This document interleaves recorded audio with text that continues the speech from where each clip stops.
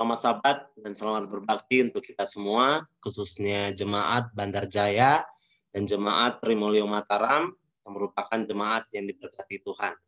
Saat ini kita patut bersyukur dan memuji nama Tuhan oleh karena kebesaran Tuhan atas kasih yang kita rasakan hingga pada saat ini, membawa kita satu Sabat lebih dekat kepada kedatangan Yesus yang kedua kali. Jadi, walaupun dalam kondisi pandemi ini, kita juga tetap bersyukur di mana kita dapat bergabung melalui Zoom ini, kita tetap dapat memuji dan memuliakan nama Tuhan. Saya juga mengucapkan terima kasih kepada jemaat yang telah membawakan lagu pujian kepada Tuhan, biarlah itu hanya untuk kemuliaan bagi nama Tuhan dan menjadi berkat kepada masing-masing kita. Saat ini saya akan membawakan satu firman Tuhan yang diberi judul Manusia yang Dibarui. Sebelum kita memulai akan firman ini, mari kita bersatu dalam doa. Maha Kudus Tuhan Allah Bapa kami yang bertata dalam kerajaan surga, kami sudah siap mendengarkan sabda Tuhan. Biarlah sembunyikan hamba-Mu di kayu salib-Mu, sehingga Engkau yang berbicara di hadapan jemaat-Mu. Gunakanlah lidah hamba-Mu ini untuk berbicara sesuai dengan yang Kau kehendaki. Terlebih, biarlah pikiran kami yang lemah, sehingga dengan bantuan Roh Kudus Tuhan kami dapat mengerti akan satu perkara yang suci, khususnya mengenai keselamatan dari diri kami masing-masing. Terima kasih karena Engkau telah mendengarkan dan mengabulkan doa kami. Ampuni kami orang yang berdosa. Dalam nama Tuhan Yesus kami telah berdoa dan mengucap syukur. Amin. Ketika kita melihat gambar ini, kita merasa bahwa satu keluarga yang bahagia, terdiri dari kakek, nenek, anak, bahkan mereka dikaruniai oleh 2 orang cucu. Kita lihat bagaimana wajah mereka, terlihat bahwa mereka begitu bahagia, mereka begitu gembira. Apa yang membuat mereka itu adalah bahwa ternyata mereka hidup bersama-sama. Namun kita tahu bahwa ketika kita melihat gambar ini, kita sudah juga tidak asing. Ketika mungkin mereka dicek satu-satu dalam segi kesehatan, mungkin diketahui bahwa mereka dalam keadaan sakit. Walaupun mungkin fisik mereka terlihat seperti kuat, seperti sehat, ternyata di dalamnya mereka sedang sakit. Apalagi mungkin di zaman pandemi ini, kita mungkin melihat bahwa ternyata walaupun mungkin tanpa gejala, tanpa kita sadari, kita terkena penyakit corona. Jadi ternyata kalau misalnya kesehatan itu, kalau secara fisik kita mungkin terlihatan sehat, ternyata di dalam tubuh kita ada sesuatu yang sakit. Bagaimana dengan kerohanian kita? Di dalam Roma 3 ayat 23 dikatakan, karena semua orang telah berbuat dosa dan telah kehilangan kemuliaan Allah. Dikatakan semua orang, bukan 50, bukan 60%, bukan 99%, tetapi semua orang. Jadi kita yang hadir di sini termasuk saya adalah orang yang telah berbuat dosa dan telah kehilangan kemuliaan Allah. Lalu ketika kita mengetahui bahwa kita adalah orang berdosa, apa yang harus kita lakukan? Kita harus akui akan 3 hal ini. Yang pertama, saya adalah orang berdosa. Di dalam Roma 3 ayat 23 dikatakan, semua orang telah berbuat dosa. Selanjutnya kita harus mengakui dalam Roma 6 ayat 23, saya terhukum untuk mati, sebab upah dosa ialah maut. Selanjutnya, di dalam Yohanes 15 ayat 5 dikatakan, di luar aku kamu tidak dapat berbuat apa-apa. Artinya, saya tidak dapat menyelamatkan diri saya sendiri. Sebanyak apapun yang saya lakukan, sebanyak apapun perbuatan baik yang saya buat, itu tidak dapat menyelamatkan kita. Tidak dapat menyelamatkan diri saya, maupun Anda tidak dapat menyelamatkan diri Anda. Jadi, ketika kita sudah mengakui itu, kita juga harus percaya akan 3 hal berikut ini. Yang pertama, di dalam Ibrani 2 ayat 9 dikatakan bahwa Yesus mati untuk saya. Yesus mati untuk saudara. Di selanjutnya dikatakan, kita harus percaya juga kepada Yesus telah mengampuni kita. Saat kita mengetahui bahwa kita telah berdosa, kita telah meminta maaf kepada Tuhan, kita harus percaya bahwa Yesus telah mengampuni saya. Itu terdapat di dalam 1 Yohanes 1 ayat 9. Selanjutnya, poin ketiga yang harus kita percayai yaitu Dia menyelamatkan saya. di dalam Yohanes 6 ayat 47. Inilah yang harus kita percayai untuk akan 3 hal ini. Bahwa Yesus telah mati untuk saya, Yesus telah mengampuni saya, dan Yesus akan menyelamatkan saya.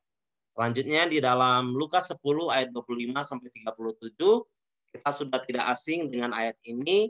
Di sini ada satu perumpamaan tentang orang Samaria yang murah hati.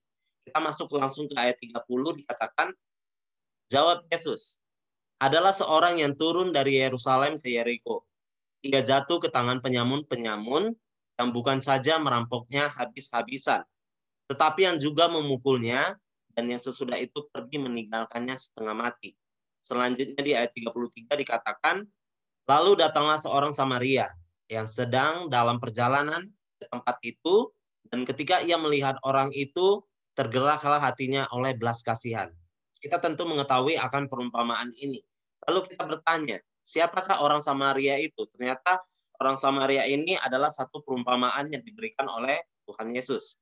Ternyata dalam kisah ini, menurut buku Kerinduan Segala Zaman, dikatakan bahwa dalam cerita ini, tentang orang Samaria yang murah hatinya, Yesus memberitahukan suatu gambaran tentang dirinya sendiri dan tugasnya. Melalui satu perumpamaan ini, Yesus mau memberikan satu gambaran bagaimana tugas dan tentang Yesus sendiri. Manusia telah tertipu, tertindih, dirampoki, dan harus dibinasakan oleh setan dan ditinggalkan untuk binasa. Tetapi juru selamat mempunyai belas kasihan atas keadaan kita yang tidak berdaya ini. Bagaimana kita telah ditipu oleh muslihat setan dan kita ditinggalkan untuk binasa. Yesus memiliki misi untuk menyelamatkan kita. Yesus mau menyelamatkan kita, semua orang yang berdosa ini. Jadi katanya bahwa kita tahu bahwa kita telah tertipu, kita telah tertindih, bahkan kita dirampoki dan diharuskan untuk binasa oleh setan. Karena atas pilihan kita sendiri. Tetapi oleh karena belas kasihan Tuhan, Tuhan mau menyelamatkan kita. Selanjutnya, kita akan bertanya, apakah Anda mau diselamatkan? Tentu ketika pertanyaan ini disematkan kepada kita masing-masing, disematkan kepada saudara-saudara, kita katakan, saya mau untuk diselamatkan. Untuk itu, kita harus bertobat. Jadi di sini dikatakan, ada satu bus namanya Sumber Kencono. Bus ini melayani trayek dari Surabaya sampai Yogyakarta. Mungkin saya sendiri belum pernah untuk menaiki bus ini. Mungkin kalau saudara-saudara sudah menaiknya, mungkin saudara bisa mengetahui atau mungkin mengetahui bagaimana fasilitas yang diberikan oleh bus ini. Bus ini terkenal karena kecepatannya, terkenal karena kencang. Jadi saking kencangnya, bus ini sampai sering mengalami kecelakaan, sampai diganti namanya diplesetkan orang menjadi Sumber Kencono atau menjadi sumber bencana. Hingga akhirnya nama bus ini diganti. Karena kita tahu bahwa nama juga akan mempengaruhi. Jadi digantilah nama bus Sumber Kencono ini menjadi Sumber Selamat. Ketika bus ini sudah diganti menjadi Sumber Selamat, semua armada diperbarui dan juga sudah dicet kembali ulang, ternyata bus ini masih mengalami banyak kecelakaan. Kenapa? Karena bus ini masih dikendarai oleh supir yang sama. Artinya, walaupun dia armada yang baru, ternyata bus ini tetap disupiri oleh orang yang sama. Dia suka mengebut-ngebut, suka ugal-ugalan. Jadi tidak heran kalau masih sering terjadi kecelakaan. Lalu pertanyaannya, apakah ini yang disebut dengan pertobatan? Mungkin kita melihat bahwa secara luar, secara fisik, kita tampaknya berbeda. Begitu juga dengan saya pribadi. Saya dulu berasal dari agama Islam dan juga agama Buddha. Mungkin dulu saya beribadah di masjid, saya beribadah di vihara. Namun sekarang saya berada di gereja Masehi Advent hari ke-7. Buat saya ini adalah satu perbedaan atau satu perubahan yang mencolok di dalam diri saya. Tempat ibadah saya berbeda dari yang dulu.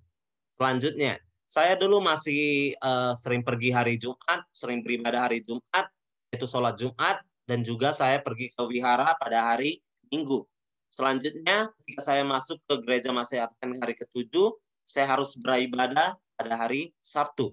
Menurut saya ini satu perubahan di dalam diri saya. Selanjutnya, saya dulu masih memakan makanan yang haram. Dan sekarang saya makan makanan yang halal yang menurut Alkitab, bukan yang menurut manusia. Jadi, menurut saya ini adalah secara perubahan di dalam diri saya. Tampaknya secara luar saya berubah. Ketika saya sudah menerima Yesus, tempat ibadah saya berubah, hari ibadah saya berubah, makanan yang saya makan berubah. Apakah ini yang disebut dengan pertobatan? Selanjutnya dikatakan bahwa di dalam buku Apa yang Perlu Anda Ketahui di halaman 138 dikatakan bahwa pertobatan itu adalah terjemahan dari bahasa Ibrani yang artinya meminta maaf. Dia memiliki arti yang sama dengan mengubah pikiran, merasa menyesal. Pertobatan yang sejati timbul dalam satu perubahan yang radikal dalam tingkah laku terhadap Allah dan dosa. Mungkin secara luar saya berbeda. Saya dulu beribadah di masjid, saya beribadah di vihara, sekarang saya harus beribadah di gereja. Mungkin tadi bus yang itu sumber selamat, dia sudah berganti bus, sudah berganti cat, tetapi dia masih diarmadai oleh supir yang sama. Tetapi apa ketika saya secara fisik, secara luar saya berbeda, apakah di dalam pikiran saya itu masih tetap sama? Bisa saja ketika saya beribadah pada gereja, tetapi hati saya masih berada di agama Buddha, atau mungkin hati saya masih di agama Islam. Tetapi katanya perubahan atau pertobatan itu adalah di dalam pikiran kita. Terjadi perubahan radikal terhadap tingkah laku kita, terhadap dosa, ataupun terhadap Allah. Yang dulunya kita sering melawan Allah, kita sekarang menjadi menurut atau pengikut daripada Allah. Selanjutnya di dalam Yeskiel 36 ayat 26 dikatakan, kamu akan kuberikan hati yang baru dan roh yang baru di dalam batinmu, dan aku akan menjauhkan dari tubuhmu hati yang keras dan kuberikan kepadamu hati yang taat. Mungkin dulu kita sering berpikir bahwa hati kita itu keras, tetapi sekarang katanya Tuhan akan memberikan kita hati yang baru. Kebanyakan kita terjebak dengan kata istilah hati yang baru. Orang muda dikatakan sering tergandung dengan frase ini, hati yang baru. Mereka berpikir bahwa terjadi satu perubahan istimewa di dalam perasaan mereka. Namun ternyata ini yang mereka katakan bahwa kalau ada satu perubahan yang istimewa di dalam perasaan mereka, hati mereka mungkin merasa lebih gembira atau apa, mereka itu katakan itu suatu pertobatan.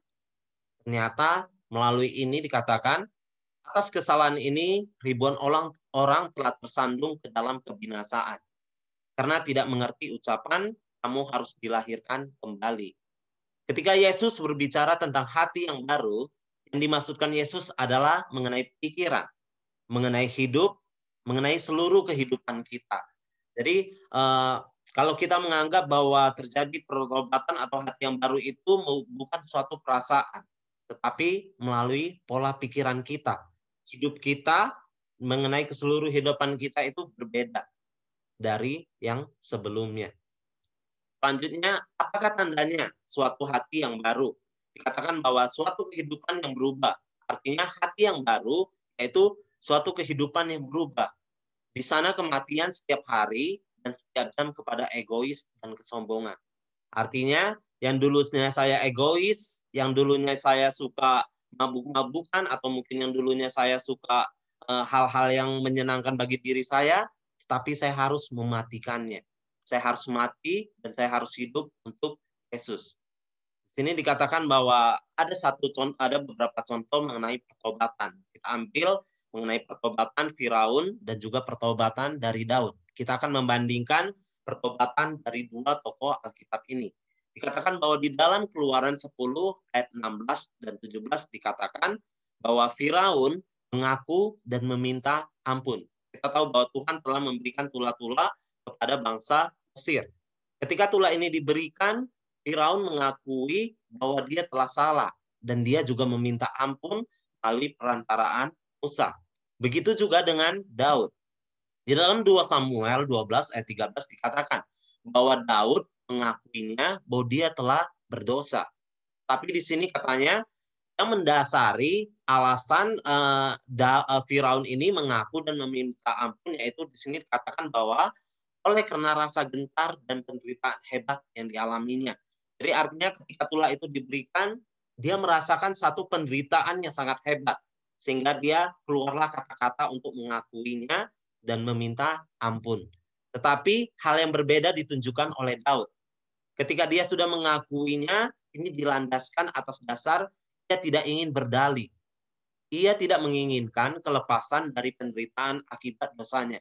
Berarti dia merasa bahwa dia memang layak dihukum karena dia telah berbuat dosa. Jadi selanjutnya kita tahu bahwa ketika tulah itu telah lewat, Raja Firaun kembali kepada sikapnya yang jahat.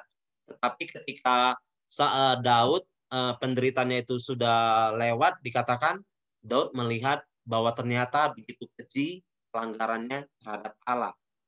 Ia melihat bahwa noda pada jiwanya, ia merasa muak akan dosa-dosanya. Inilah perbedaan antara Daud dan juga Firaun. Ketika dia sama-sama mengakui, hal yang mendasari dari pengakuan ini berbeda dan hasilnya juga berbeda. Daud melihat bahwa ternyata pelanggarannya itu keji. Dia tidak melihat kepada penderitaan atau akibat dari dosa yang telah dibuatnya. Tetapi dia melihat bahwa satu noda di dalam jiwanya, dia merasa bahwa itu tidak bisa dihilangkan kalau tidak dengan bantuan Tuhan. Ia akan merasa muak terhadap dosanya. Sehingga dikatakan bahwa pertobatan dari Firaun ini merupakan pertobatan palsu. Sedangkan pertobatan dari Daud merupakan pertobatan yang sejati. Lalu selanjutnya, apa langkah-langkah pertobatan? Di dalam Roma 3 ayat 20 dikatakan, kita harus mengetahui. Kita tahu bahwa kita mengetahui kita melakukan dosa itu melalui hukum Taurat. Saya tidak tahu ketika saya misalnya berzina, kalau saya tidak melalui hukum Taurat. Bahwa hukum Taurat katakan berzina itu telah berbuat dosa. Artinya kita harus mengetahui dulu apakah dosa itu. Selanjutnya kita harus mengakui. Ketika kita mengakui, ketika kita mengetahui dosa kita harus mengakuinya. Selanjutnya kita harus menginsafkan atau menyadarinya. Dan selanjutnya kita harus menyesal, tidak mengulanginya. Ini adalah langkah-langkah pertobatan. Di sini ada satu pengalaman dari pertobatan Paulus. Paulus dulu memiliki nama Saulus. Kita tahu bahwa ternyata menurut buku Alpha Omega dikatakan ia dengan tenang mengulangi pengalamannya yang lampau dan merasa yakin akan pekerjaan pertobatannya. Kalau kita buka di dalam Galatia 1 ayat 17, di sini dikatakan bahwa Paulus pergi ke satu tanah Arab. Di situ dia sampai 3 tahun. Disinilah ternyata Paulus merenungkan bagaimana apa yang sudah dilakukannya dahulu. Dia merenungkan dan dia mengulangi pengalamannya dan merasa yakin akan pekerjaan pertobatan. Apa yang dilakukan ini, apakah ini merupakan satu pertobatan atau tidak? Ini yang dilakukan oleh Paulus. Selanjutnya dia yang dilakukannya dia selama 3 tahun ini dikatakan ia mencari Allah dengan segenap hatinya. Tidak berhenti sampai ia mengetahui dengan pasti bahwa pertobatannya diterima dan dosanya diampuni. Jadi ketika dia belum menerima satu kepastian bahwa dia diterima pertobatannya itu dan juga dosanya diampuni, dia tetap mencari Tuhan dengan segenap hatinya. Artinya dia mencari Tuhan itu dengan sungguh-sungguh. Dia tidak akan pernah berhenti sampai mendapatkan kepastian daripada kalau pertobatannya itu sudah diterima. Selanjutnya yang dilakukan oleh Paulus, ia rindu akan jaminan bahwa Yesus akan beserta dengan dia dalam pelayanannya yang akan datang. Ia menghampakan jiwanya dari prasangka dan tradisi dan sampai sekarang telah membentuk jiwanya dan menerima petunjuk dari sumber keselamatan. Jadi inilah yang dilakukan Paulus ketika dia hendak bertobat dari yang dulunya memiliki jiwa Saulus menjadi Paulus. Pertanyaannya bagi kita, apa yang sudah kita lakukan untuk mengalami satu pertobatan? Apakah kita sama seperti Paulus dan dia rindu untuk mendapatkan jaminan apakah yang sudah dilakukannya itu merupakan satu pertobatan atau tidak? Apakah pertobatannya itu sudah diterima? Apakah Yesus akan menyertai dia dalam setiap pelayanannya? dan apakah dia telah menghilangkan setiap tradisi. Artinya, dia menghampakan diri. Dia merasa bahwa dia hidup bukan untuk dirinya sendiri lagi, tetapi dia hidup melainkan Yesus yang hidup di dalam dia. Selanjutnya di sini di dalam Kejadian 34 ayat 25 kita mengetahui suku Lewi. Kita khususnya mengenai Lewi. Di sini pada hari ketiga, ketika mereka sedang menderita kesakitan, datanglah dua orang anak Yakub, yaitu Simeon dan Lewi, kakak-kakak dari Dina. Setelah masing-masing mengambil pedangnya, menyerang kota itu dengan tidak takut-takut, serta membunuh setiap anak laki-laki. Kita tahu bahwa Dina telah diperkosa, dan di sini karena mereka Lewi dan Simeon ini marah, lalu mereka membunuh setiap laki-laki dari bangsa yang telah memperkosa adiknya. Ketika kelakuannya ini, Yakub ketika dia hendak meninggal, di dalam Kejadian 49 ayat 5 sampai 7, dia mengutuki akan perbuatan dari anaknya ini. Katanya, terkutuklah kemarahan mereka, sebab amarahnya keras. Terkutuklah keberangan mereka, sebab berangnya bengis. Akibat dari perbuatan yang mereka lakukan ini, mereka harus menerima kutukan. Di sini dikatakan bahwa kita tahu bahwa pertobatan membawa pembaruan, dan melalui kesetiaan mereka kepada Allah di tengah kemurtatan suku-suku lainnya, kutukan itu diubah menjadi suatu tanda dari kehormatan yang tertinggi. Tuhan menunjuk suku Lewi untuk mengangkut tabut perjanjian, untuk bertugas melayani Tuhan, dan untuk memberi berkat demi namanya. Ketika suku Lewi dia telah dikutuk akibat dari dosanya itu, tetapi ketika ada satu itu mereka bertobat. Mereka tetap setia, kutukan itu diubah menjadi satu kehormatan yang tertinggi. Bagaimana dengan kehidupan kita? Ketika saya sudah menerima Yesus, saya sudah menerima Yesus selama 6 tahun, mungkin saudara sudah menerima Yesus baru saja, dan mungkin sahabat ini kita akan melakukan baptisan, dan juga mungkin di saudara juga ada yang sampai berpuluh-puluh tahun sudah menerima Yesus. Apakah kita sudah menerima kehormatan yang tertinggi, yaitu kita melayani Tuhan dan menjadi berkat kepada orang lain? Mungkin kita dapat menjawabnya itu di dalam hati kita masing-masing. Lalu pertanyaannya, ketika mungkin dalam situ kita belum menjadi berkat kepada orang lain, kita belum mendapatkan satu kehormatan yang tertinggi untuk melayani Tuhan, di sini ada satu rumusan. Di dalam Filipi 2 ayat 5 dikatakan, hendaklah kamu dalam hidupmu bersama menaruh pikiran dan perasaan yang terdapat juga dalam Kristus Yesus. Artinya, ketika kita hendak memilih untuk bertobat, kita harus menaruh pikiran kita, perasaan yang juga terdapat dalam diri Yesus. Ada satu istilah yang sangat populer di Amerika Serikat, ini dikemukakan oleh Charles Sheldon pada akhir tahun 1800-an. Jadi ini ada istilah namanya WWJD, itu What Would Jesus Do? Artinya, apa yang akan Yesus lakukan. Jadi ketika kita bertobat, ketika kita sudah menerima Yesus, ketika kita mau melakukan sesuatu, kita harus berpikir dalam hati kita. Kalau saya di posisi ini, kalau Yesus di posisi saya sekarang, kira-kira apa yang akan dilakukan oleh Yesus? Kalau saya misalnya sebagai anak muda, suka main games, apakah saya akan terus main games atau meninggalkan ini? Kita harus bertanya kepada Yesus. Apakah Yesus kalau di posisi saya, dia akan bermain games atau tidak? Kalau misalnya kita sebagai orang tua, apakah saya akan menjadi orang tua yang baik? Kita harus bertanya. Kalau Yesus di posisi saya, apa yang akan dilakukan Yesus untuk menjadi orang tua yang terbaik bagi anak-anaknya? Saat ini mungkin itu adalah satu solusi bagi kita, dan ini merupakan ayat inti. Kita harus ketika kita sudah bertobat, kita harus mematikan bagaimana keinginan-keinginan kita setiap jam.